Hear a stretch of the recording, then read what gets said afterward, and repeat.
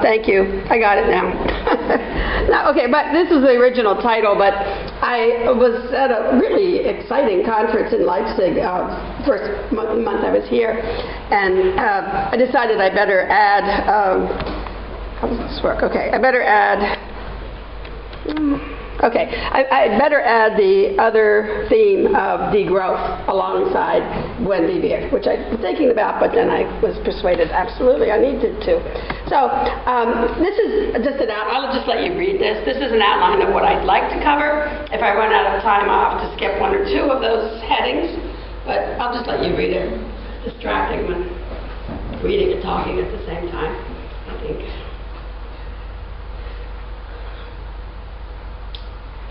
So we'll see how far we get with that. Basically, green economy is pretty much the contemporary iteration of what you might call environmental economics, pretty much based on fairly conventional mainstream neoclassical economics, but trying to bring nature into the picture. So basically the idea is, okay, well, all this time nature's been abused, because it hasn't been recognized, so we've got to bring nature into the economy. So we'll do that by constructing nature as natural capital, and where it can join all the other capitals that comprise the universe according to institutions such as the World Bank. And this goes back, as I'll show you in a minute, to it's back to the 80s, really to the late 70s. So there are other ways to look at the world. This is a more socio-ecological way to look at the world, and some people do look at the world that way. But green economy has become, I would argue, the dominant paradigm in global environmental policy. But it goes under a lot of different names, and I just grabbed a few of them that have come from the World Bank. They talk about inclusive green economy, the UNEP, the UN Environment Program, the rich countries, the OECD group. They all have different manifestos and great tomes about green economy, some of them up to 700 pages long. And it's all a version of, for the policy scholars, a version of ecological modernization. It's basically putting price tags on nature. Many of you heard about the estimate back some time ago of the ecosystem services of the world being worth about $33 trillion. Well, they've increased the number since then, but it's the same basic idea. Now, there's a lot of critical literature about this, a lot. In my field of geography and in others, people have been talking about problems with what we call the commodification of life, turning nature into something that can be bought and sold. These are just examples of different schools of thought, books, phrases that have been used a lot. And Christoph already gave away the story of selling nature to save it. I don't know if it's been read by hundreds of thousands of people, but it has been read a lot. And it was inspired by this idea of the U.S. military saying we're bombing the village to save it, which they really did say. I suppose they'll say it again now in Iraq and Syria. Anyway, so this dominant version, it's been based on the idea of what the World Bank says, that global warming, the World Bank says, is the greatest market failure in history. And in the neoliberal era, if you've noticed the discourse on climate, you might have noticed that it's easier to imagine the end of the world than to imagine the end of capitalism. So obviously what we need is more markets, right? So we're going to use the tools of capitalism to save capitalism from itself. So green economy has some history in environmental policy. Recent history could go back further, but let's just look at, say, since the 1970s and 80s, example of theory, an example of practice in the form of wetlands banking in the U.S. And then it really got going in the 1990s, went into a lot of the thinking that went into the original Earth Summit more than 20 years ago. And it certainly was built into the Convention on Biological Diversity, which is what I wrote my dissertation about. And the idea there was that if we give a monetary value to so-called genetic resources, then we can have biodiversity prospecting. And if indigenous people sell their intellectual property rights to the use of rainforest medicines to pharmaceutical companies, if those companies make a profit, then they could pay a fraction of the profits back to the people they got the scrape the plant samples from or the recipes from. And these people would then gain an appreciation of nature, which they obviously didn't really have, and they would have an incentive to consume, which of course they didn't have before. Well, it didn't really work out very much. There was a little bit of public relations achievements in all this, but it didn't really transfer money from north to south on any significant scale. And then more recently, the famous, or I'd say infamous, clean development mechanism of the Kyoto Protocol. I won't talk about all the scams and scandals that are involved in that, but we can in questions if you want.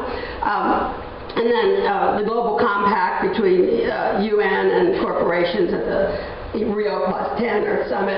Then the reduced emissions for deforestation and degradation, RED. How many people here have heard of RED? About a third of you, a quarter of you. Okay, I'll talk a little more about it then. And then most recently, at the Rio +20 Earth Summit, the green economy was the major theme, but it was also the source of tremendous controversy. I just published a book chapter that talks about that. So, green economy, how do I go back now? Yeah, I just wanted to do one at a time. Okay, basically the idea, internalize the cost of environmental damages into public and private budgets, into the bottom line. So don't hinder growth, but make it profitable for polluters to pay. If that sounds a little contradictory, well, hold that thought, because you're not the only one who thinks it is. Market efficiency, but this is the holy grail. More bang for the conservation buck, or euro or yen, or what have you. Economic growth. Not only is greening compatible with economic growth, but it requires growth for reasons that I'll describe in more detail a little later. And then, in turn, growth itself requires greening because this is really, if you look at, especially the OECD documents, this is really, there's an argument that investment in green technology is going to give this new oomph to the lagging global economy and help, it's basically, nature is an accumulation strategy, is what some of us call it. It will help to boost the world economy into renewed growth. And then some, not all of them agree with this, but some of them say this can also be a way for it to promote sustainable development by transferring benefits to the global south and its communities. So it's described as a triple win. Nature wins, business wins, so then the global south gets some benefits, right? Okay, so in order for this to work, you need, for it to work on any scale, you need commodification of nature. For it to work on a global scale, you need financialization of nature. For this to happen, natural capital, this thing we've constructed here, has to be quantified, it has to be measured and distinguished from other parts of the ecosystem.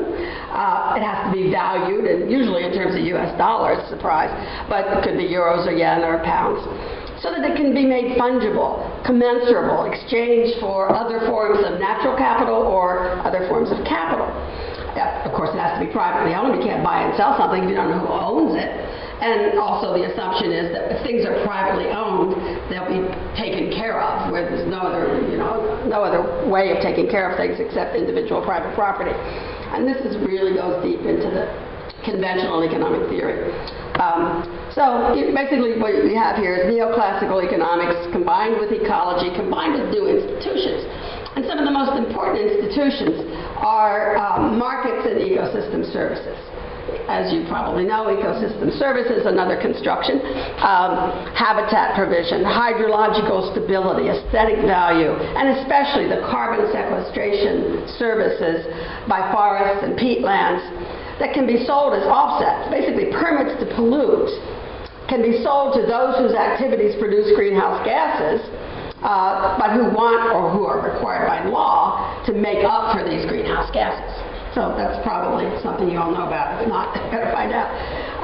So anyway, ecosystem services, what is this ecosystem doing for society, and how much is that worth? So there's many careers being built on measuring these things, so, you can get in on that. Okay, so let me say a little bit more. Types of markets and ecosystem services. So payment for environmental services has now been going on for almost 20 years. Especially in Latin America, where it's been most developed. And this includes things like biodiversity offsets, where, say if you destroy a wetland or you extirpate a species to build a golf course or what have you, you can pay somebody elsewhere to build a substitute wetland. And this all started in the U.S. in the 70s, or to guard a protected area, keep those troublesome people out of the forest. So basically, one thing to remember, though, about these, what am I doing here? Going backwards. Okay. Hydrological services, mixed schemes, PES schemes that deal with all of these services, carbon sequestration services, and there are different kinds of markets we could talk about later, maybe. But one thing that's really important to remember is that buying and selling carbon internationally or in local schemes too, in itself, it does absolutely nothing to reduce the total amount of greenhouse gases emitted. In cap and trade, whether it's global or regional, it's only the cap that counts, but we're not supposed to talk about that too much because that's command and control, and in this neoliberal era, we're all against that, right? Anyway, maybe not as much in Germany as in my country. So RED is basically PES on steroids. It's a proposal coming out of the brainchild of the World Bank and what I'd call big conservation to try to create a global cap and trade system that would help to conserve tropical forests as carbon sinks to absorb carbon, yeah. So, and this really fit in with the whole idea that global markets and environmental assets would transfer wealth to the global south, and with the whole switch from the decline of aid and the slogan "Trade not aid" was the neoliberal thinking was part of the context of the birth of RED. RED doesn't actually exist. There's no official RED projects in motion, but there's thousands of master's theses and thousands of government divisions and people making their careers on RED. Consultants, it's a real growth industry, so another opportunity there. So anyway, the conservation efficiency is really part of the rationale. So the idea is it's more efficient to conserve nature in this way, for a reason I'll show you in the next slide, I think. And also, for some, this is like an extra benefit. We can get the financing for development that we wouldn't otherwise have. Okay, so there are some problems with payment for environmental services, and there's a lot of literature. I did a little of it myself, but most of it's been done by other people. And so what happens when the logging companies simply move from one place to another because there's a PES program and they're not supposed to go there? Or when the payments stop flowing to farmers who've been told to plant trees instead of maize in Mexico? Or when the money payments become the main motivation for decisions whether or not to conserve, for reasons, displacing reasons that might have had in local communities, might have had less to do with material gain and more with the more traditional reasons why communities have often chosen to limit hunting or tree cutting for practical common interests, traditions, spiritual values, collective traditional forms of governance, which I've seen a lot of in Mexico. Anyway, so if so these are just some of the names of that are recognized even by the most ardent advocates of payment for environmental services. These problems are widely recognized. The last one I was talking about they describe as crowding out. The way I would describe it is that nature doesn't work as property. Living eco-social systems, and all nature is part of social systems, and vice versa, don't fit the requirements of market contracts. And if you want to know, there are many, many people writing on this. I don't want to make a big thing about myself, but I can easily send you, I put a few of these references up here. So if you look at, I can get these slides to everybody, and if you want you can find the stuff. Okay. One thing, now, these things, like I said, these are widely recognized, but what's not as recognized is the issue of markets and inequalities. At least among the conservationists. So basically, what they do argue is that offsets, if you get offsets from the global south, this is a conservation bargain. This is how conservation becomes efficient. Because if you want to pay people to plant trees or not to cut down trees, you can do it a lot cheaper in Indonesia or Congo or Brazil than in Switzerland or California or Germany or Japan.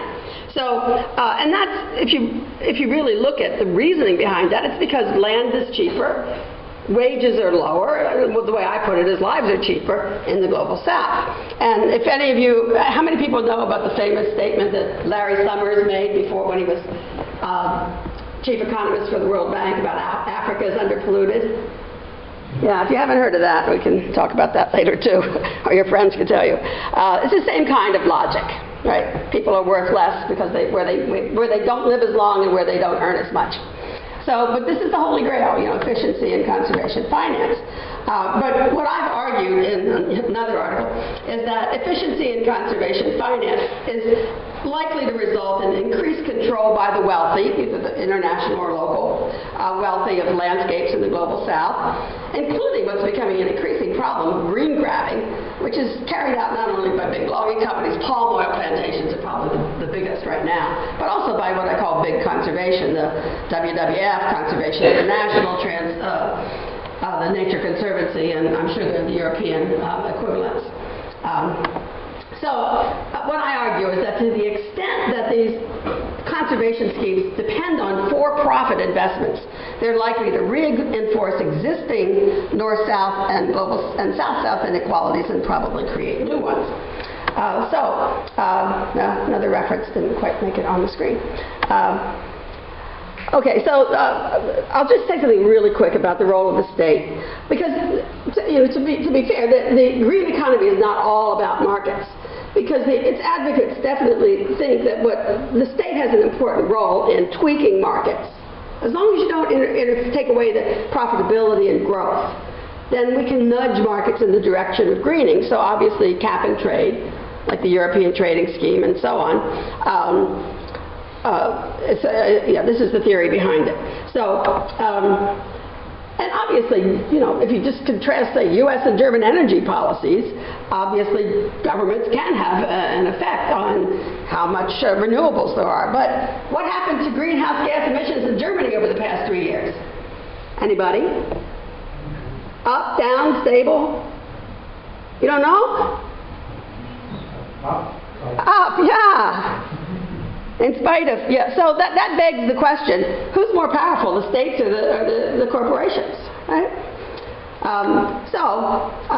This is a real ongoing serious question. I don't know if anybody can guess what that is, but I just grabbed that from the internet.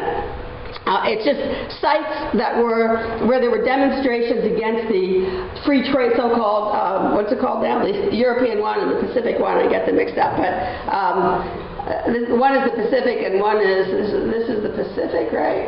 And this is the major free trade proposals that, among other things, although they're kept secret, among other things, would make it much more difficult to have environmental policies, because companies could sue governments and communities and provinces on the grounds that their potential profits were not possible because of these environmental regulations. So, big question, who's more powerful? In any case, carbon markets are failing to reduce greenhouse emissions. The ETS is a disaster. The CDM is a scam. There's a new cap and trade in California, which is actually a little bit slow. It has slowed the rate of increase. It hasn't decreased, but slowed the rate of increase. But mostly because of regulation, the command and control part, which is not the part that gets publicized. So basically what's happened is that carbon prices are so low that it's still cheaper to pollute. And this may be one reason why, boy, that looks funny. This program has added all sorts of little bits of its own here. I didn't have all those exclamation points. Anyway, the International Emissions Trading Association, a business and finance consortium, has been pushing very hard for something in the next supposed to be the do or die climate negotiations in Paris next year.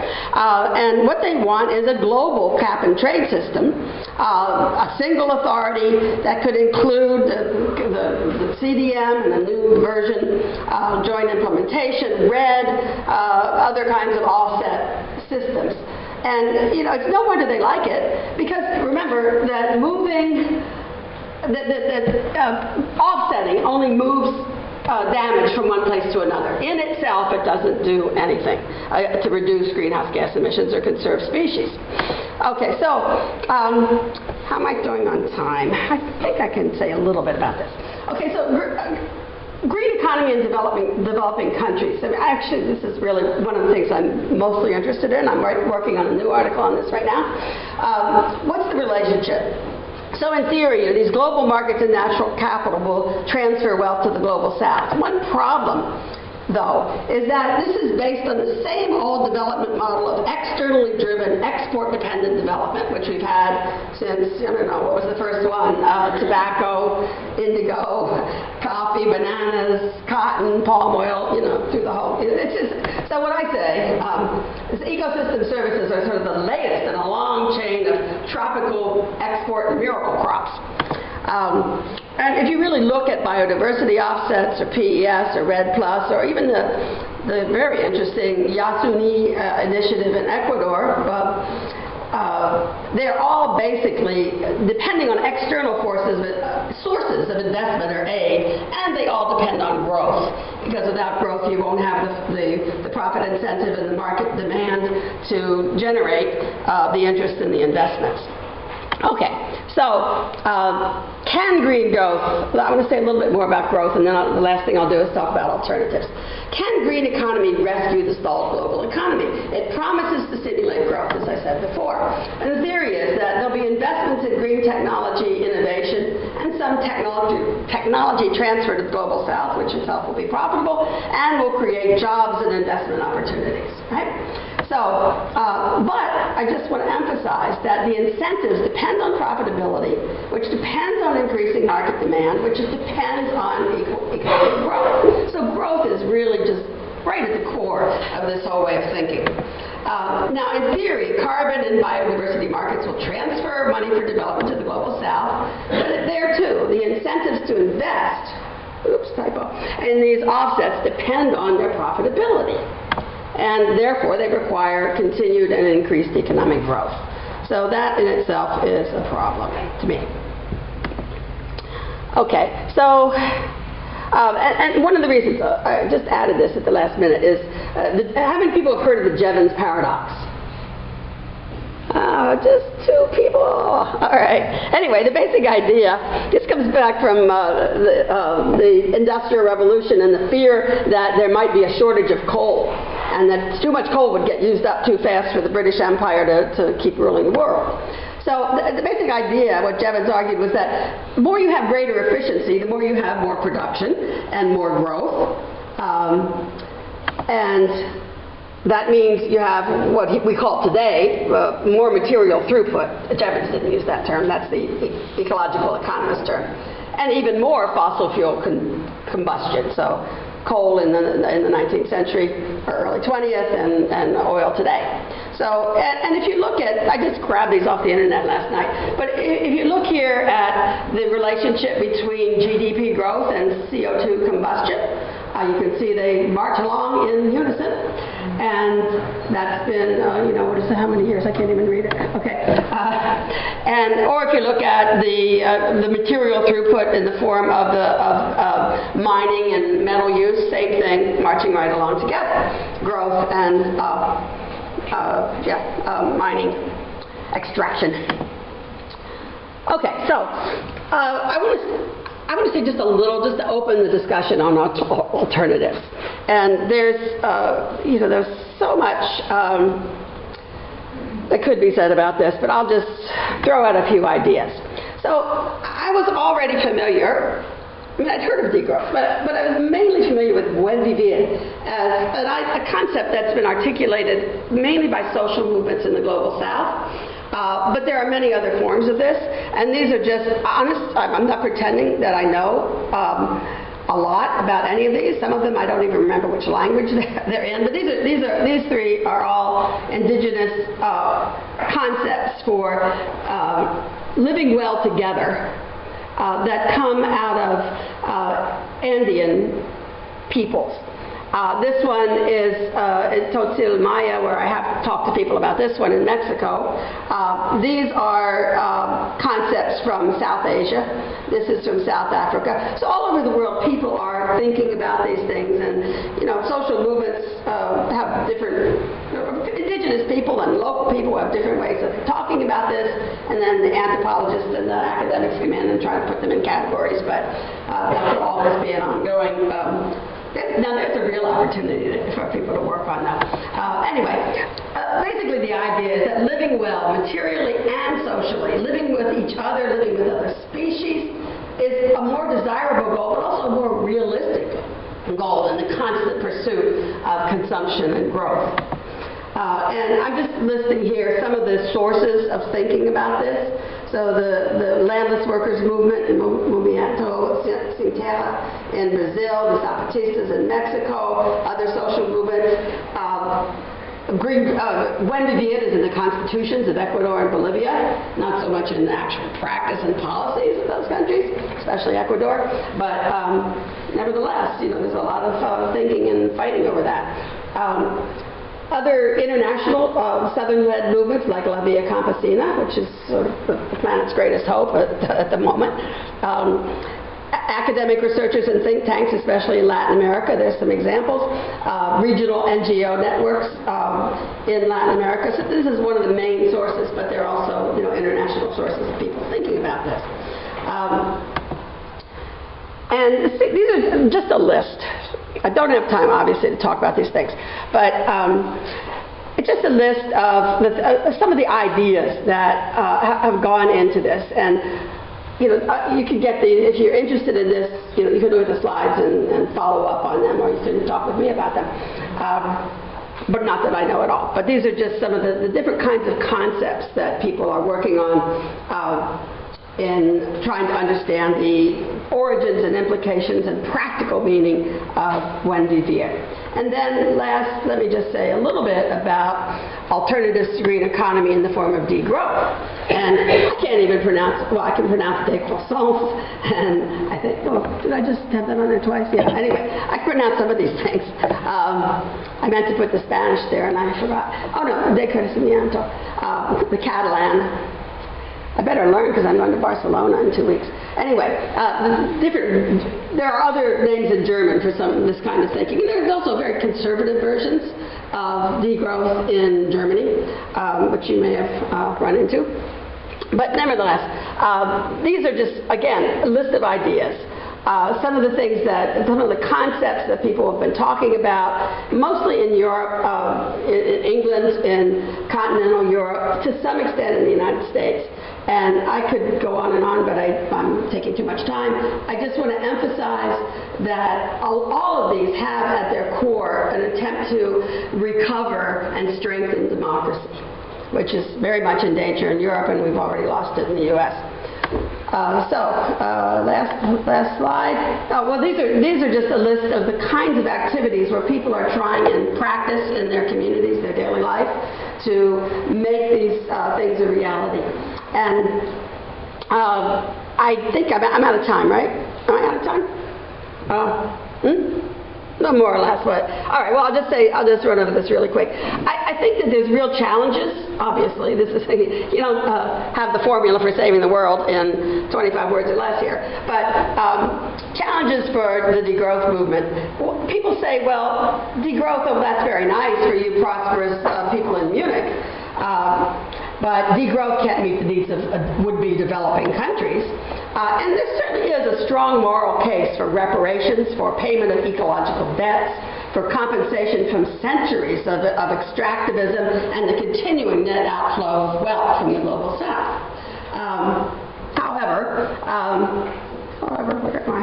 Okay, but I think that one of the paradoxes or contradictions or tensions is that these demands can reinforce the assumption that foreign aid and investments again, the externally driven development model. And these are, we've had so many of these over the years. None of them have really resulted in sustainable development or development with real shared benefits, but there have been some increases in living standards, but also increased inequality. And now we've got the ecosystem service markets, the new green climate fund, and so on.